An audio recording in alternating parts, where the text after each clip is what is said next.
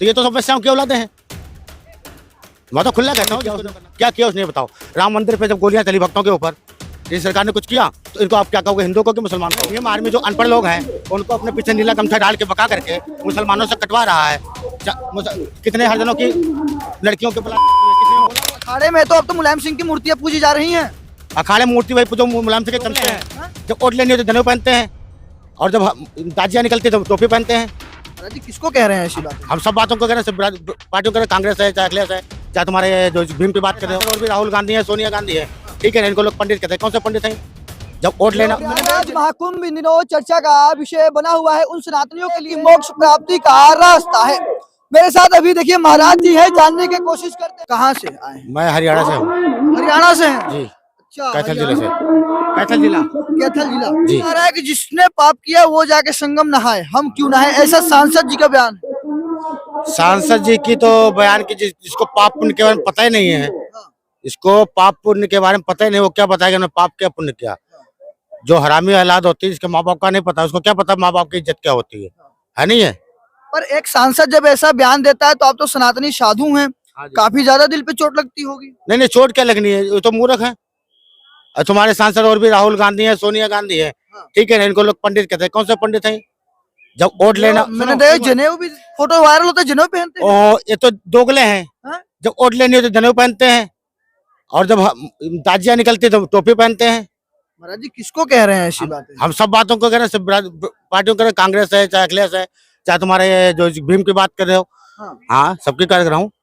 कोई भी ऐसा नेता तुम्हारे अंदर बताइए जिसके अंदर देशभक्ति हो, जिसके अंदर देशभक्ति हो, ऐसा कोई भी नेता का नाम बताइए आप, मोदी और योगी को छोड़ के। सुनो, अखाड़े में तो अब तो मुलायम सिंह की मूर्तियां पूजी जा रही हैं। अखाड़े मूर्ति भाई जो मुलायम सिंह के चमचे हैं। महाराज जी क्या बात कर रहे हैं, मैंने अभी देखा महाराज जी अखाड़े में। तो फिर ऐसा ना, हर जगह चमचे होते हैं, साधु संत भी चमचे होते हैं। हाँ होते हो, साधु के बीच में नकली साधु नहीं भी घूम रहे हैं। साधु के बीच में नकली साधु क्यों नहीं घूम रहे हैं? अब एक बात बता, जिसने सुनो, जिसने अपने भाई को खोया हो, जिसके भाई को जिस सरकार ने मरवाया हो, उस सरकार को हम मान लेंगे। राम मंदिर में जब 1990 में झगड़ा हुआ था तो किसने गोली चलवाई थी? मुलायम सिंह की सरकार थी, नहीं थी? किसने गोली चलवाई थी? किस पे चलवाई थी? अगर मुलायम सिंह कह के मैं हिंदू हूँ, जो राम को नहीं मानने वाला उसको हिंदू कैसे मान लेंगे हम?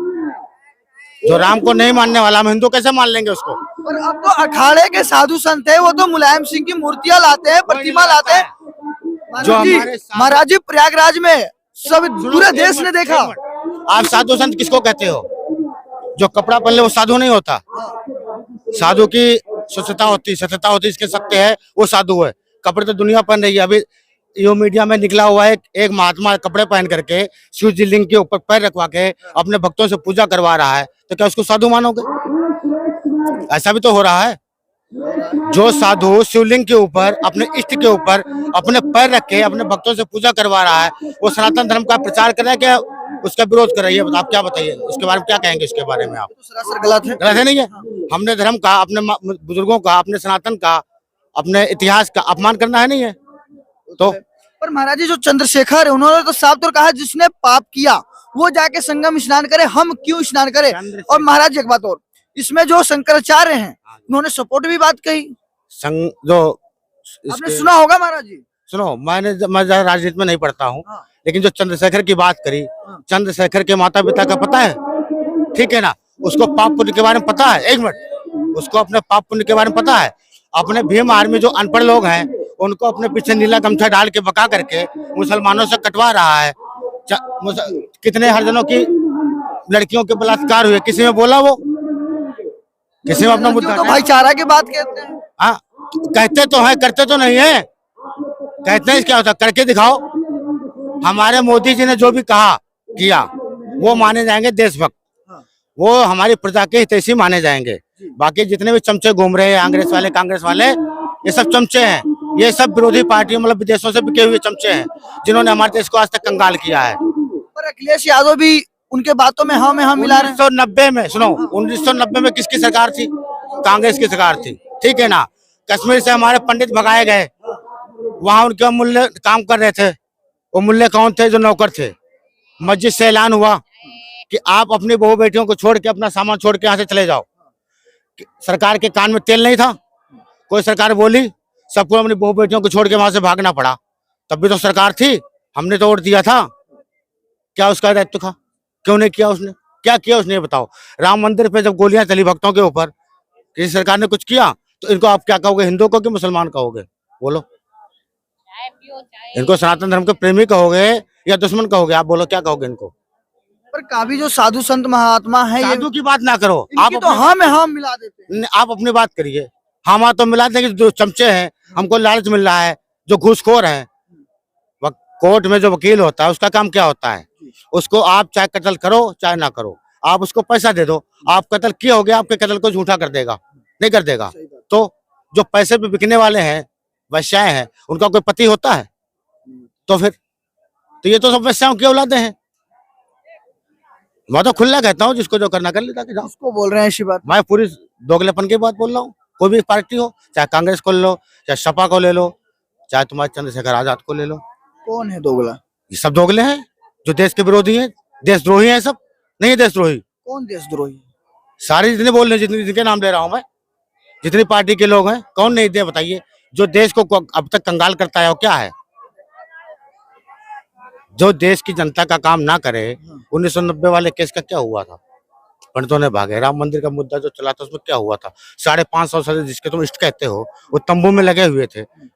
गद्दी तो वही है प्रधानमंत्री की, और वही इंसान है जो दो हाथ उसके भी है, दो हाथ उसके पैर भी है। लेकिन एक दिल और भावना की बात होती है, ठीक है? जिसकी जहाँ पे भावना होती है वो उसके लिए काम करता है। महाराज जी ये बताइए कि महाराज जी एक बात बताइए, योगी जी का जो ये कार्यकाल है, योगी जी का जो उनके अंडर में जो ये महाकुंभ आयोजित किया गया है, कैसा है? बहुत बढ़िया है, जैसा होना चाहिए।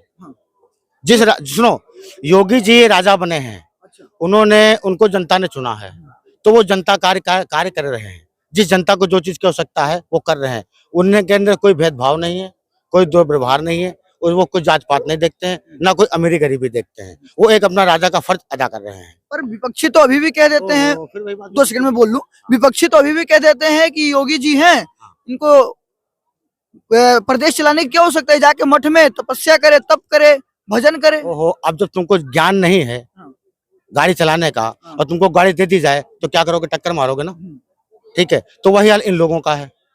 इनको देश चलाना तो आया कोई नहीं। अब जो चला रहा है उनकी रोजी रोटी जा रही है। जो दलाली खा रहे थे उनकी दलाली बंद हो गई, जो कमीशन खाते कमीशन बंद हो गया। तो कहेंगे नहीं कहेंगे?